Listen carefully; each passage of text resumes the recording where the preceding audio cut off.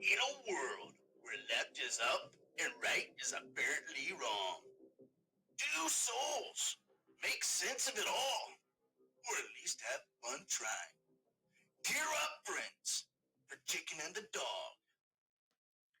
Welcome to another episode of Chicken and the Dog. I am the dog, and with me, as always, is the guy who is the source for all things SEC football, the chicken. What up, dog? And you're welcome. Yeah. Now, I didn't say the correct source all the time. I just said the source. Well, I'll leave that up to interpretation. Look, guys, I always say we have a lot to talk about, and we do, but there's only 5 SEC games this week. And so, yes, we may do a little bit deeper dive into some of those than we normally do, just because it's midseason. There's not as many games, as well as there's a lot of implications. I mean, things are really starting to shape up. You see the playoffs, you see how the conferences a ranking, who's going to make it to the conference championship. I'm not saying they're decided yet, but you're starting to see the trajectory, I said that right, of some of these teams to find out, who's going to land in those spots or not. So it's really good football. It's really fun time to watch this thing, see how it's going to play out. So, but before we get into the games, there's not a whole lot of news out there right now other than Petrino is really acting like a head coach in Arkansas, and he has already let go 3, I think, defensive assistants. So he's trying to clean up that program.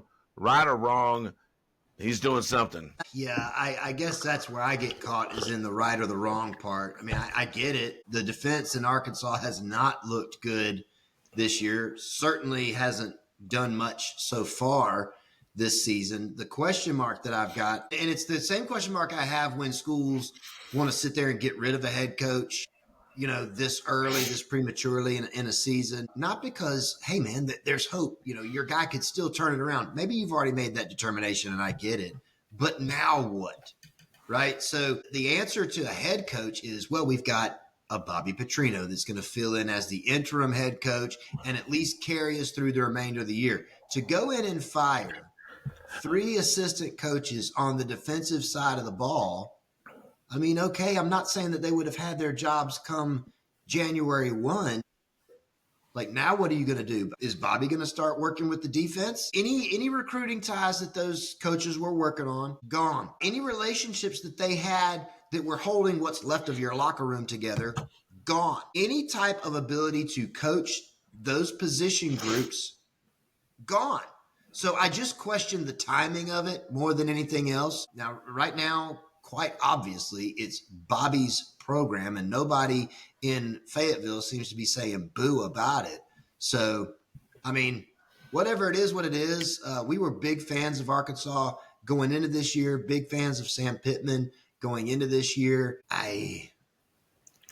Sorry. I don't know if that I think on my end, I can say the fandom has kind of went away. Yeah, I mean, they're just kind of a dull egg now. I mean, you're like, I wish better for you, but maybe next year. Yeah, maybe. But I mean, you could definitely tell Petrino's he's definitely, like I said, he's definitely acting like he's the guy in that program right now. And maybe old habits are hard to die, right? I mean, he's a head coach. That's what he's been for a long time. Not only was he been a head coach, and it's almost like that sales manager that decides, hey, I don't want to manage people no more, and I just want to go be a sales guy. It's hard to get that management out of that guy because he's been doing it for so long. It's hard to get that head coach out of him because he's been doing it so long. And now you thrust him not only back as a head coach, even though it's interim, but you actually put him back in the program where he was the head coach. I think old habits just come right back and say, this is what I got to do. And he just does it. I think it just comes second nature to him. And he's got, there are a lot of former coaches out there that have become assistants. They've become head coaches again. There are head coaches out there with, various backstories. Bobby's is unique, to say the least. And what I see happening now, Again, I'm not in Arkansas. I don't have my finger on the pulse of the program. I'm not making any claims like that. But what it seems to me is Bobby Petrino is exercising within the boundaries, listen, that he has not been given. And you give someone who historically has demonstrated their lack of ability to stay within boundaries that were given, you give him no boundaries, buckle up, because there's no telling where he's going to drive this bus. I agree. But I think we've given that guy probably a little too much of our time anyway. I don't think he's really worth it. So we're going to proceed. Peace out, Girl Scout. That's right. Okay, so let's get into these 5 SEC games. We're going to start with the SEC because we got some interesting things to talk about when it comes to the regular top 25. First game, it's a noon kickoff. Kentucky, a 2-2 Kentucky takes on a number 12, 3-1 Georgia, and Georgia is favored to win that game by 20.5. Over and under is 48.5. I mean, look, Georgia's going to bounce back from that tragic loss, that heartbreaking loss to Alabama, and I feel very, very. Actually, I don't. I don't feel sorry for Mark Stoops at all. I don't like the guy. I'm looking forward to Kirby putting 70 points on this dude and just making a statement win. Yeah, this game is interesting to me because of how closely played it was last year. For whatever reason, Georgia just could not, frustratingly so, move Kentucky out of the way. Now, eventually they did. They edged the Wildcats out, but it was just this 4-quarter struggle for Georgia that nobody could really understand. They finally get over the hump and get the W.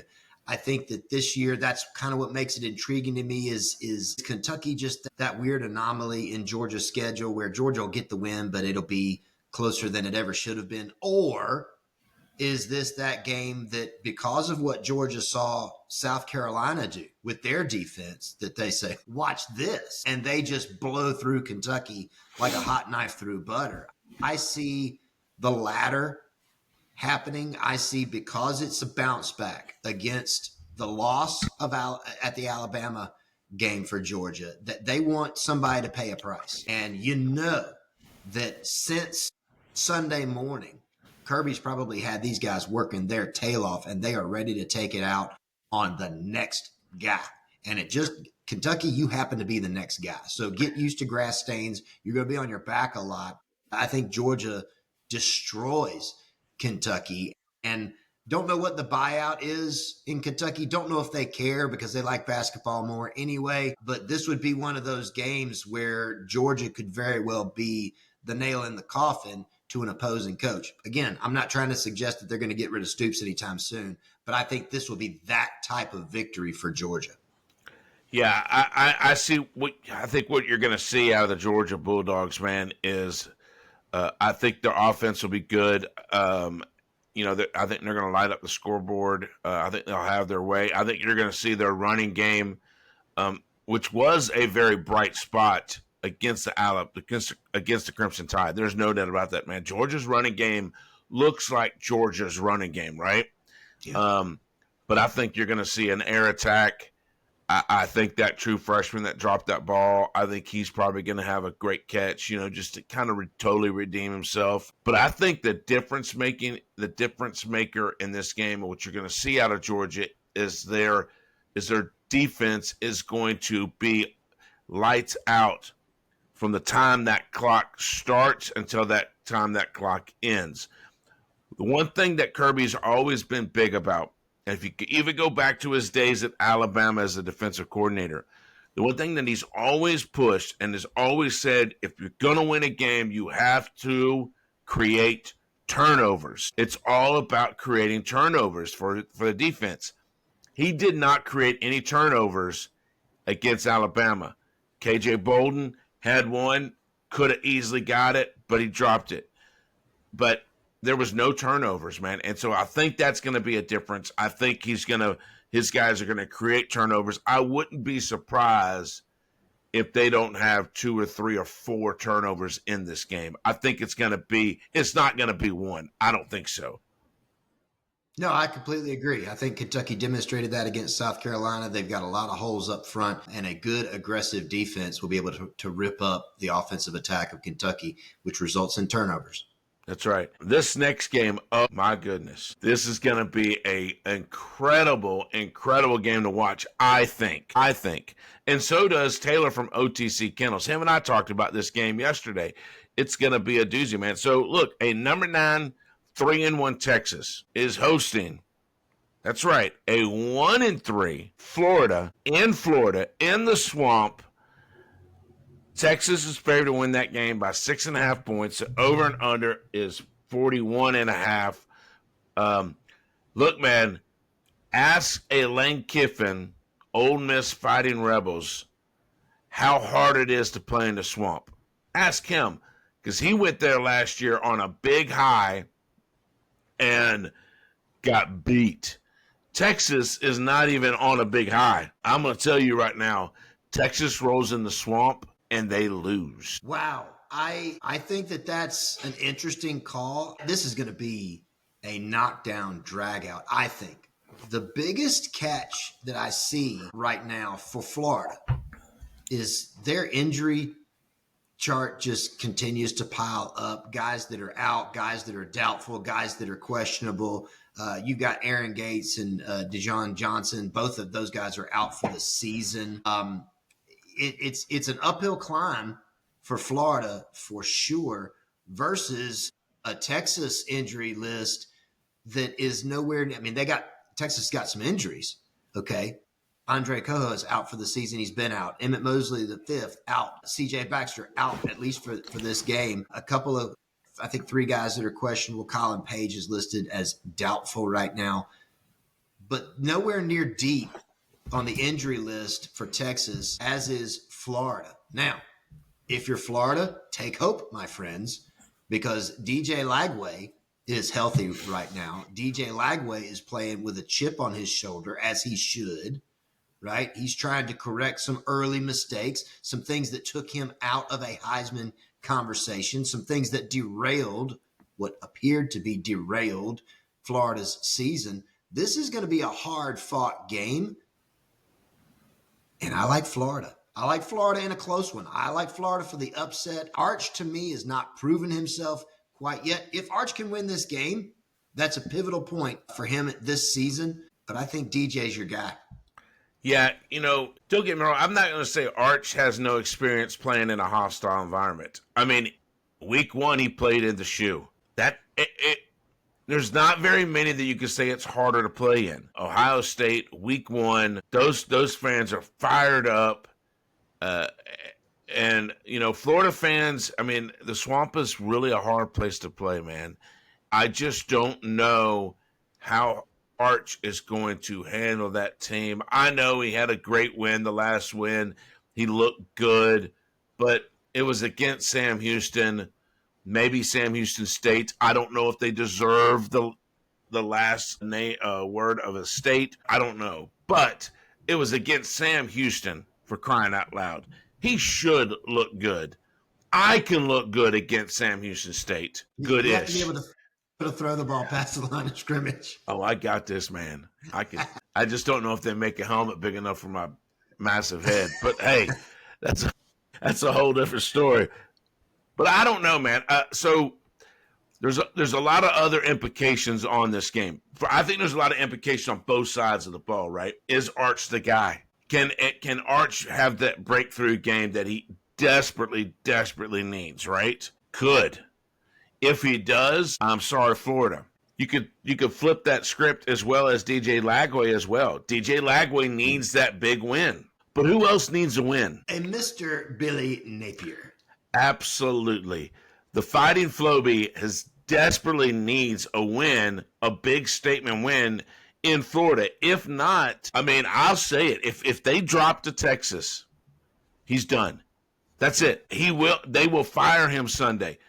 I don't want them to fire Billy Napier. I don't. I think he could be I don't know if there's anybody better to pick from to put in that position at Florida that could come in and replace him. They're not going to get an Urban Meyer back.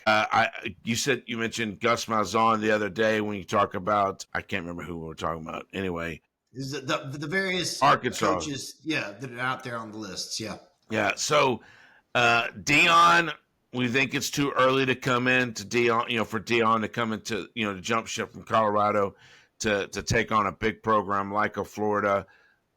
Lane Kiffin is not going there. Lane Kiffin, if anywhere, there's only one other spot I believe Lane Kiffin goes, and I don't think that spot's going to be vacant anytime soon. The Dawg was wrong on that, but I don't know, man. Billy, they got a lot to fight. Billy's got a lot to fight for in this game. I think with the emotion around that, the environment of the swamp, DJ Lagway desperately wants to win. As long as Billy Napier still has the locker room, if he still has the locker room, I think they win this game. If, in fact, he's already lost his locker room, Texas wins this game. Doesn't really matter how well Arch plays. Texas will win this game. But I personally believe Florida's got it. It'll be a big statement win for them. And I do have one question. You were talking about Texas roster, right? You said Emmett. I think you said Emmett Mosley, the fifth. Is that what you said? I've got him listed as out. Will there be an Emmett Mosley the sixth? I got to know. I don't know that we can answer that question right now. We would have to find a way to get in touch with the fifth and see what his thoughts are on that. I think we may have to make that a mission statement of Chicken and the Dog. Emmett, if you're listening, I need to know your intentions, brother. Will there be a six? Or are you going to kill it? I got to be honest, I don't care, Emmett. You do what you got to do. Look, man, here's another game, if you ask me, that I think is, it's going to be a doozy, man. I really do. And I don't think they're giving this other team a lot of love. So a number 16, 5-0. Say that again. A 5-0 number 16 Vanderbilt has to come south this year and take on a 3-1 number 10 Alabama in Tuscaloosa. Alabama is favored to win that game by 10.5 points. The 56.5 points is it over and under. I like Alabama in this game. I really do. But I think people need to watch out for the Fighting Pavias on this thing, man. I think that it could be an interesting game to watch. It could be. Obviously, Vanderbilt surprised everybody last year by snapping a very, very, very long losing streak to the Crimson Tide in Nashville. Okay, this game is in Tuscaloosa. You want to talk about tough places to play? Unless you're Alabama, Tuscaloosa is one of the top destinations for that, my friend. Here's what's interesting to me. If you look at the Alabama depth chart going into this game, there are some key injuries. And the reason I say that is because of the position group that they are in, which is the linebackers for Alabama. Just going down the list here real quick, Kula Russell, I might be saying it wrong. He's out right now. Jamarian Latham out for the rest of the year. Okay, now, before anybody starts ringing the alarm bells, the linebacker group at Alabama is very, very deep, and they are very, very deep with a lot of talent. I mean, 4- and 5-star guys. Hill Green is the only one. He's a grad player. The only one that's less than a 4-star. He's a 3-star. Okay, and he's already played in 4 games. He's got 9 tackles so far this year. Okay, so this is an experienced group. They know what they're doing. But if you are going up against Vanderbilt, let me tell you from experience, my friends, you want your linebacker group to be solid, because the way that Vanderbilt attacks offensively is through a lot of misdirection, a lot of RPOs, a lot of short looks across the middle of the field on slant routes and outs. Your linebackers have to be ready to play and have to be ready to attack, because Vandy is relentless. Vandy, here's another thing you're not used to hearing, is experienced and old, right? Like you're looking at a lot of juniors and seniors and grad players on this Vanderbilt team. They've been around the block a time or 3.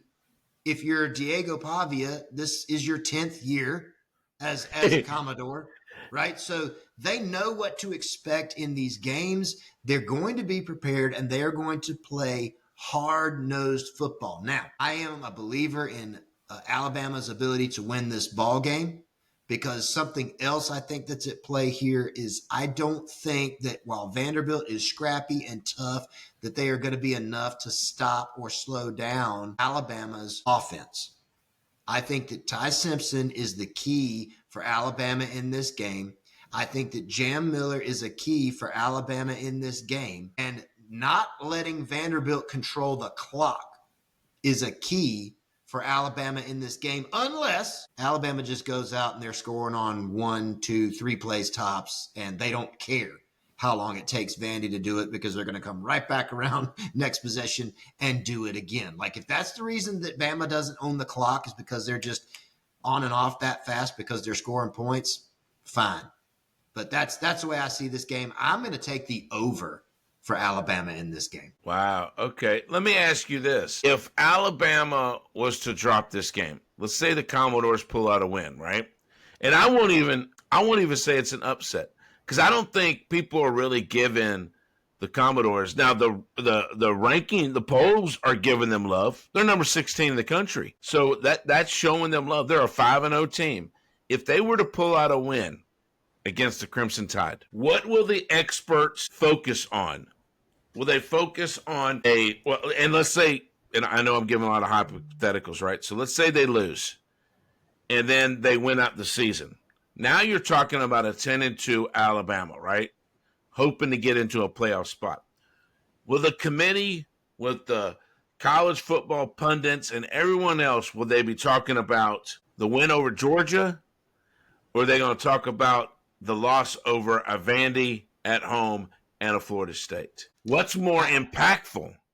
It's way too early to tell, because what I think kind of mutes your thought process here is, you mentioned it, you're 5-0 Vanderbilt, you're number 16 in the country. If you can go into Tuscaloosa and knock off number 10 Alabama, and then Alabama closes out the rest of the year with nothing but W's, so they're 10-2. The assumption you would have to make is, it's not like Vanderbilt is, 2-3 or 3-2, Correct, and then they knock off. So you've got to assume that Vanderbilt is going to continue down that same track as well, true, to where they are 11-1, 10-2. So it's kind of an even exchange at that point.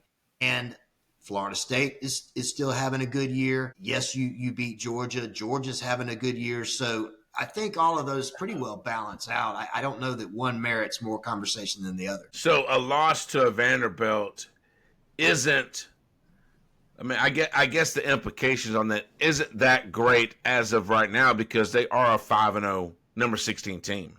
They're a 5-0 number 16 team. They are, and we say this, it seems every week, they're not your grandfather's Vanderbilt. This is a completely different program. They're still building a different reputation. They haven't garnered all the respect yet, especially in the SEC, right? Like, I think that pretty much every school, maybe other than Mississippi State this year, which they're playing really great football too, I think every school in the conference sees Vanderbilt on their schedule and goes, W, right? Like, before we've even played it down, before fall practice opens up, you're playing Vandy. You're like, well, there's one. We got that one in the bag. And Vanderbilt is coming out and showing out, not only last year, but so far this year, and saying, no, that's not how it works here in Nashville. So let me ask you this. If Vandy was to pull out a win here and continue to do very well this season, I think they do very well this season, even with the loss to Alabama. I think they're on a very good roll. Does this elevate a Clark Lee to take over a struggling Florida program? I mean, it does in conversation, but I don't see him making that move. I mean, he's doing so well at Vanderbilt. And he's, again, we talked about other coaches in other positions and whether or not they set the stage for their own success. So-and-so is going to stay there, because he's writing his own check, whatever. I think Clark Lee is putting himself in that spot with Vanderbilt right now. That's not to say that he'll never go anywhere else.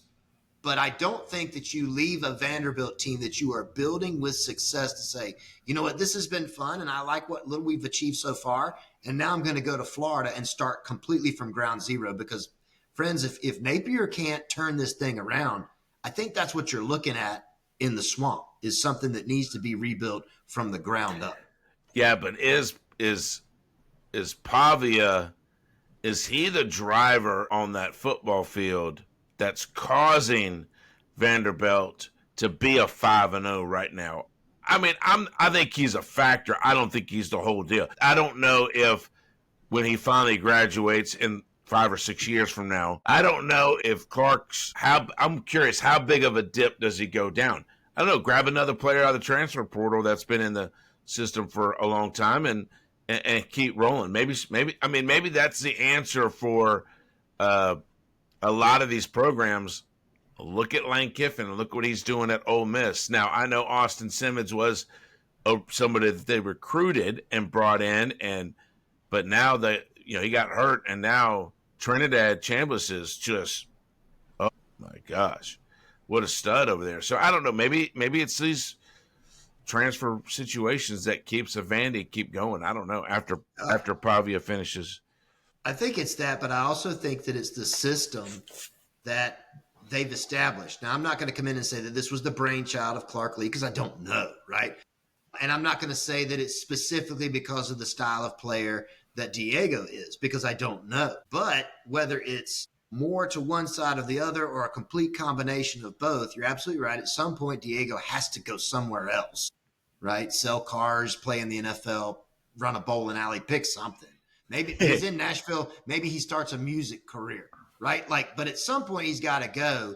And if you're Clark Lee, you've just got to keep this machine rolling down the track. So whether it's through transfer portal acquisition, whether it's through recruiting, you find another player like that can play and excel in that kind of a system.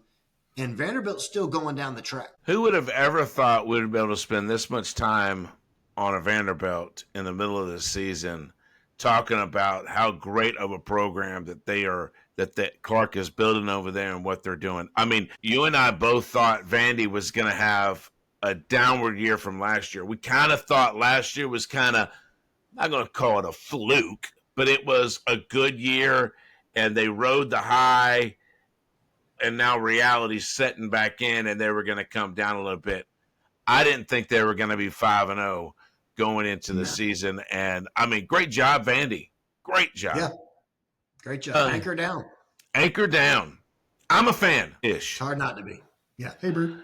Look, man, okay, so here is the first game that Oklahoma has to play without John Mateer. And it's going to be a doozy, fellas.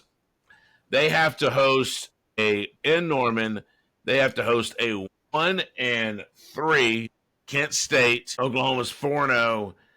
Oklahoma's favored to win that game by 45.5 points. The over-under is 53.5. Yeah, this is just going to be a good – maybe this will be a good opportunity for Oklahoma to see who they really have behind Mateer, because they're going to need this guy this is almost a perfect setup, right, to get them ready for what comes next week, which is the Red River rivalry.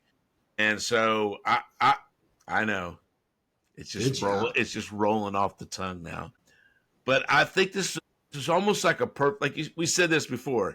It's almost like the perfect storm, the perfect setup for them to have that bye week, to have a warm-up game with Kent State, and then the following week jump in. I got Oklahoma big in this game. I think they're going to look really good. Yeah, I think that this is one of those games where you've just got to remember to do your job. And to me, it's as simple as that. You're going up against a 1-3 Kent State. The Golden Flashes, I believe they're called. You got to put a helmet on. You got to wear cleats. You got to wear shoulder pads. Guys, let's play by the rules. Let's keep penalties to a minimum, because you don't have to go above and beyond. You just have to do your job and keep some in the tank for Texas. You talk about who's riding behind Mateer. You got Michael Hawkins Jr., who's played well in the past. He's got some experience under his belt. He's a 4-star coming out of high school, whereas Mateer was a 3, right? So there's some ability there. I got nothing but confidence in this guy going up against Kent State. And let's just continue to buy time for John Mateer to get healthy again. And I think that this week gives them every opportunity to do that. Yeah. It'll be, God, again, man, Oklahoma has the opportunity to really get some stuff worked out to get ready for next week. Texas has an opportunity to elevate themselves with a win over Florida to get them ready for next week. It's wow, it's going to be interesting. All right, so here's the last game for the SEC. A 4-1. That's right, I said 4-1.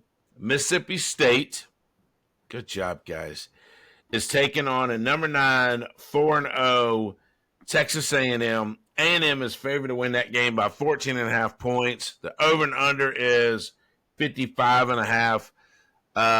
I like the Aggies in this game. Mississippi State drops their second game of the season, but it could be fun to watch. It could be fun to watch. Mississippi State gave Tennessee all that they wanted to handle last week, having to take it into overtime to win that game. So Mississippi State is for real. They again, we just got done talking about Vandy and their success. Their success last year. Yeah, keep that practice going there, Bob. You're going to need all the help you can get. Mississippi State's going to come to play, right? And they're going to come to play hard. I think that A&M, with the win that they had in South Bend earlier this year, that's kind of more of a preparatory factor for me in this game, that they've been through some kind of tough, nail-biting moments. They know how to win the close ones. They know how to win the tough ones. They've shown that, and I agree. I think A&M comes out on top in this game. If I'm looking at the schedule right now, which Mississippi State fan, let me tell you this, is way better than I projected for you guys to do at the beginning of the year. But if I'm looking at this game going through the end of the season, I see Mississippi State with a 6-win season and going to a bowl game, which is leap years ahead of what you had last season. So great job to the Bulldogs. You're definitely building something there. And games like this, games like Tennessee last week, if you can keep it close and show that you're competitive, you're doing nothing but building and building and building that program on a foundation of strength, not flash. Yeah, absolutely. And you mentioned A&M and their win over Notre Dame. And that, yes, that was a nail biter. That was a good win. It showed A&M is for real. And then they bounced right back with a great win against Auburn. And Auburn is no slouch team by any means. And so A&M is on a tear. Now, with that being said, yes, I think they have to do some yell practice. I think it's very, very important to have those guys. Bob, get your team ready.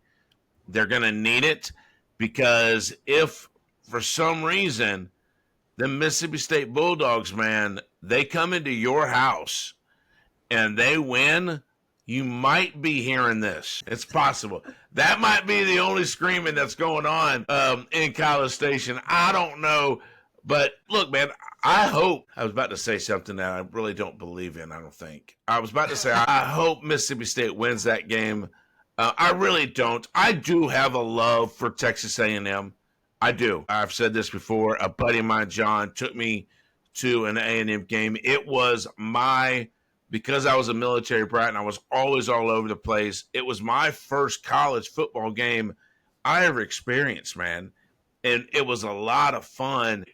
It really elevated my love for college football and transitioned me from that NFL guy to the college football world, right? And so I give John credit for that. I give the Texas A&M Aggies the credit for the Dawg coming alive when it comes to college football. Like I said, I hope Texas A&M wins, but I'm also secretly pulling for Mississippi State. This will be a good one, and didn't touch on it a second ago, but there are some key injuries for A&M to pay attention to. Le'Veon Moss, your running back, is listed as questionable. I would interpret that to say that he's likely going to get in there at some point. Scooby Williams is listed as questionable right now. He was listed as questionable against Auburn, but got downgraded and did not play in that game. Did you say Scooby?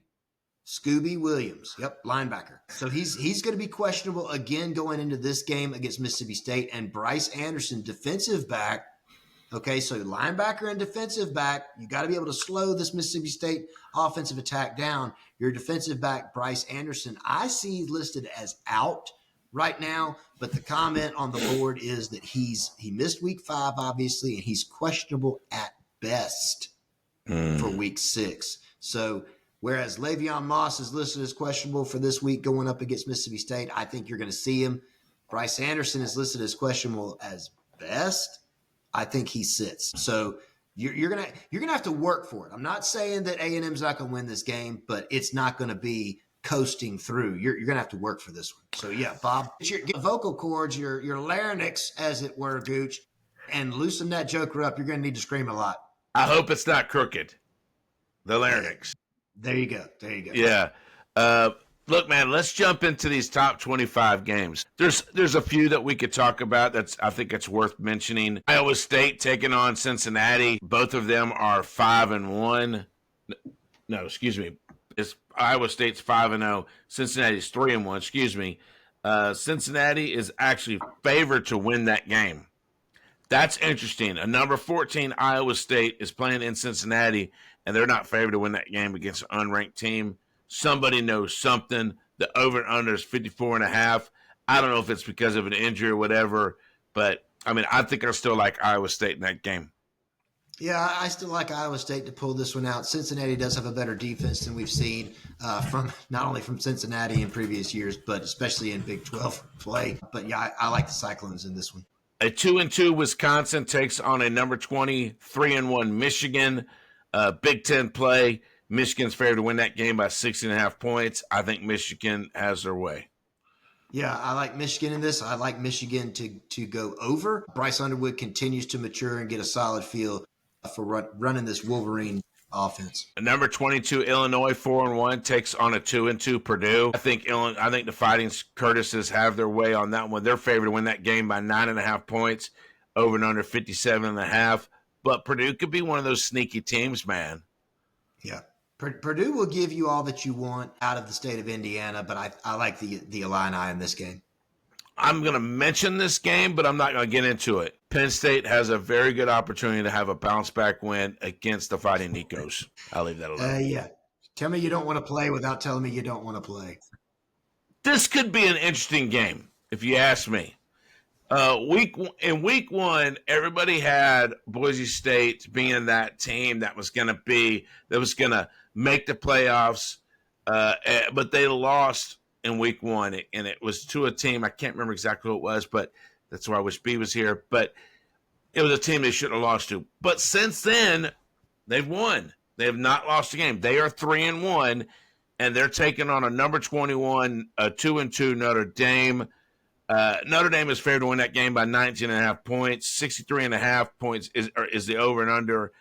I think Notre Dame wins that game. I think Carr is playing very good football there. But yeah, this could be a fun one to watch. Don't overlook Boise State. Yeah, I think in this game, I'm just going to say it. Notre Dame, with their 2 wins, has not really impressed me. They beat Purdue, and they beat Arkansas like they stole something from them. And what we've come to find out since is that defensively, Arkansas is leaking like an old ship at the bottom of the ocean, right? Like it's doing nothing but take on water. So I'm not impressed yet. Yes, Carr is kind of coming into his own. But Madsen for Boise State, he's been here. He's done that. I like Boise State and the points in this game. Yeah, I don't know that they're going to win, but I would certainly say that Notre Dame is not going to cover that spread. I think Boise State keeps this close. Potential for the upset, but definitely give me the points. Wow.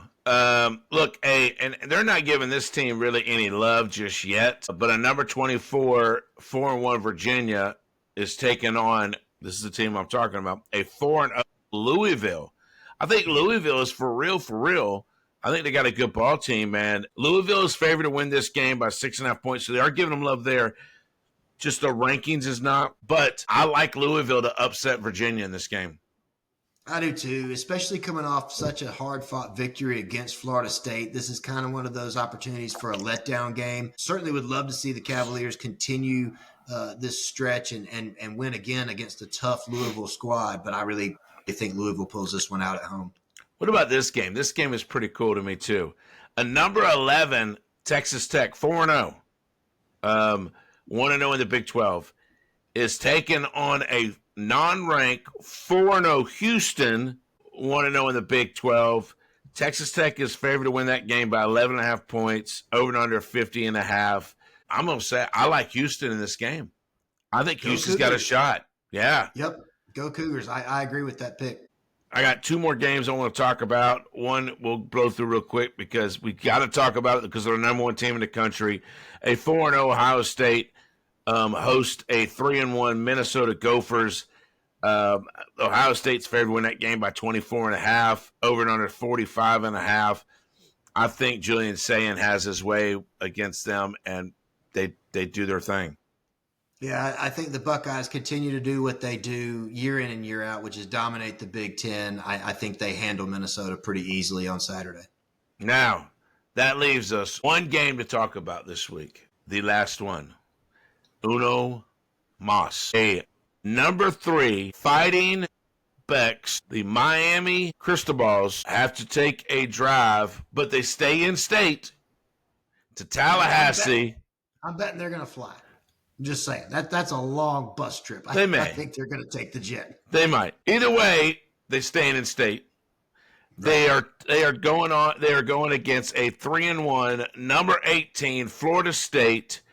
Look, man, this Florida State is coming off of a heartbreaking loss to Virginia, if you ask me. It was in Virginia. They were on the road. Let's see, the spread is 40. Miami's favored to win that game by 4.5 points. Over and under is 53.5. I think the Fighting Becks roll on and beat Florida State and gives Florida State their second loss. This is, for Miami, another historic rival matchup. We already saw them go up against Notre Dame earlier this season and come away with the win. Now you're going up against Florida State, a storied history between these two schools. And I will now pause as I tell you what my Uncle Kenny has to say about this ballgame. As he has started to do, he is titling the chapters, if you will, of his letters. So we're going to open up with Gypsy Road. I wasn't supposed to care about college football. My job was moving amps, stringing cables, and making sure Tom Kiefer's mic stand didn't topple when the smoke machines kicked in. I was a roadie for Cinderella, crisscrossing the country in buses that smelled like sweat, stale pizza, and diesel fuel. Nights blurred into mornings, stages into parking lots, but somewhere in the haze, I found myself enamored with the Florida State-Miami rivalry of the 1990s. The first wide right came in 1991. We had just played a sweaty show in Tampa, and a couple of us ducked into a bar, still wearing our laminate passes around our necks. The place was packed with Seminole fans, half drunk on hope. Jerry Thomas lined up for the kick, and for a heartbeat, the whole joint went silent. When it sailed wide, the sound was like a broken snare drum, sharp, hollow, final. Miami fans cheered in the corner, and the Noles just stared at the floor. By 1992, we were in Pensacola running a stripped-down set in some old theater. I listened to the broadcast on a battered radio perched on a flight case while coiling guitar cables. Dan Mowry had his chance to be a hero. Another wide right. I nearly tripped over the fog machine in disgust. The band was running scales backstage, guitars wailing, and I swear they sounded less painful than that miss. In 2000, we weren't selling out arenas anymore, but the tour grind never ends. I was older, heavier, and my back ached from years of lifting amps. But I still had that old radio. Matt Munyon lined up, and I told myself it had to be different this time. It wasn't. Wide right 3. Same heartbreak, same silence, like a ballad played just off key. Funny thing about the road, you grow used to encores, to playing Don't Know What You Got Till It's Gone night after night. But Wide Right was an encore no Seminole wanted. A cruel chorus repeating itself across a decade.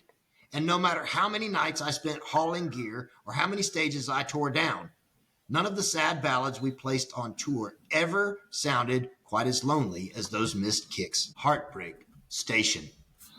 There was a time when the Florida State Seminoles walked through college football like a conquering army. The garnet and gold gleamed under the lights. Bobby Bowden's voice carried like scripture, and the tomahawk chop rattled through the pines of Tallahassee as if the whole South had risen in chorus.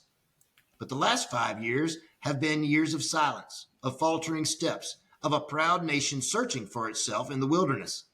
The decline didn't come suddenly, but like water seeping into a foundation. The departure of Jimbo Fisher left cracks that widened into chasms. Recruiting, once the heartbeat of Florida State's dominance, began to scatter. Rivals claimed the state's brightest sons, and the Seminoles found themselves left to make do with scraps. The Swamp, Coral Gables, and Tuscaloosa all whispered into the living rooms that once belonged to Tallahassee, and the children listened. On the field, the struggles grew plain. Offensive lines became patchwork walls. Quarterbacks bore the weight of broken systems, and Saturdays turned from coronations into cautions. Coaches arrived with promise, discipline, toughness, a return to glory, but promises wilt quickly in the merciless sun of the ACC. Losses mounted, bowl berths vanished, and the tomahawk chop that once struck fear now sounded thin, uncertain, as if sung more from memory than conviction. For the Seminoles, the last 5 years have been less a fall than an exile, a wandering in the desert with no compass. What once was ritual has felt like burden. What was once destiny has become doubt. The players carry the history on their backs like armor that has grown too heavy, while the fans sit in Doak Campbell and remember nights when the lights seemed to burn brighter. Yet even in exile, the Seminoles remain bound to their myth.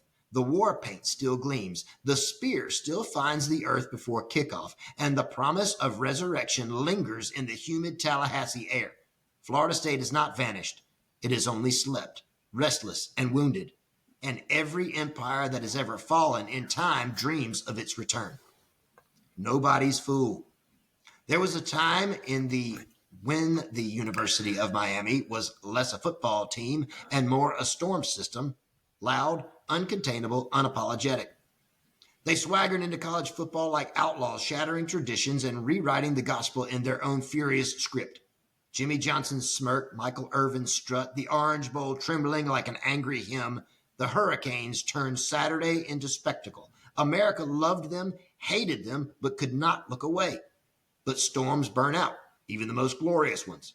Miami fell, as all dynasties do. The years after felt like exile. The Orange Bowl crumbled into dust, recruiting pipelines dried, coaches came and went like restless tides. Once feared Miami became whispered about with nostalgia. Remember when? And yet the ashes still glowed. At the dawn of the 2000s, Miami rose again with a vengeance. Ken Dorsey's calm hand, Ed Reed's fury, Willis McGahee's thunder. They assembled a 2001 team so flawless, it seemed less like football and more like a coronation.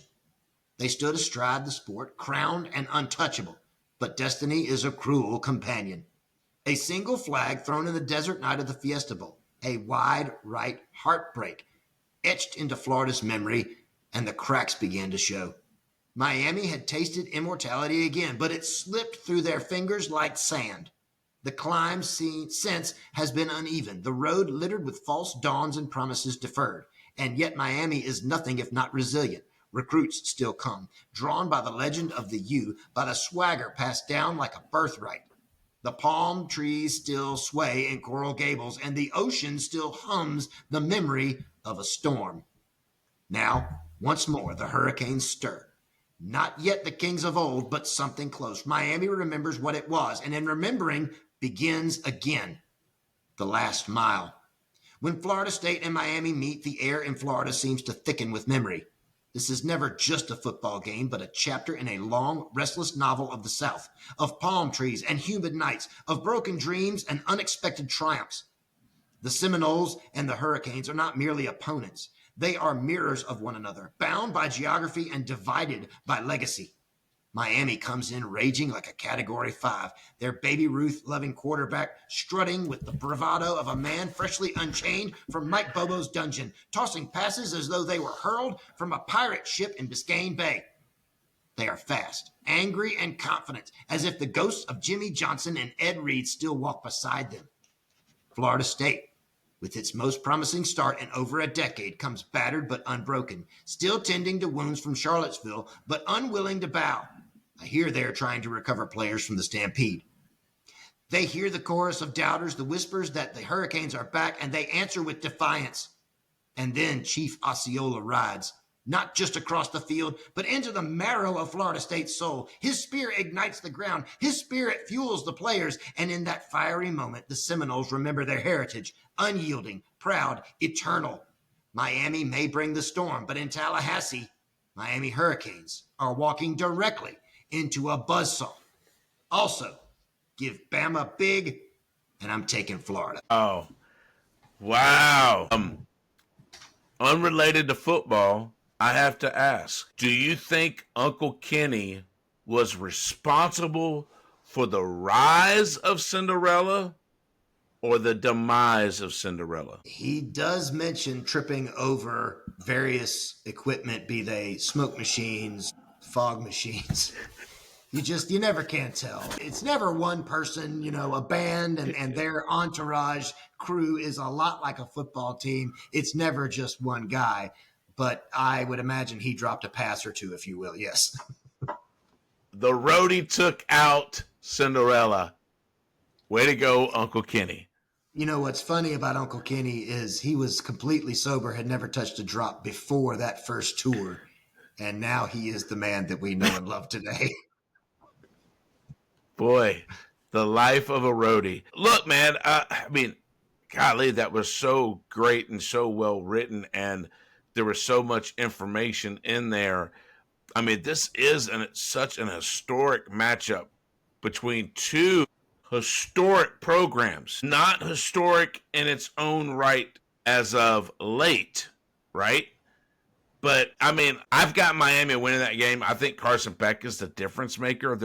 And that's my opinion, but it could go either way. I'm going to go Florida State. I think the Noles bounce back in this one. I think that this is an unlikely handling of Miami and Carson Beck. I think they frustrate him all night long. I like the Seminoles in this game. Well, we have several days to find out what it's going to look like, but it should turn out to be a really fun game to watch at 7:30 on ABC for sure. Look, man, I don't have anything else left. Look, love us, like us, subscribe to us, follow us on all your social media platforms, X, Twitter, Facebook, Instagram, TikTok. Subscribe to us on YouTube. Tell someone, tell your neighbor, tell your enemy, tell your mom. I think she would love Chicken and the Dog. Who wouldn't love to see your beautiful face? Not many, my friend. Not many. That's right. So, but tell someone. Thanks, guys. Chicken, you got anything? Jesus won, and I'm all crowed out. All right, guys. Love you. Deuces.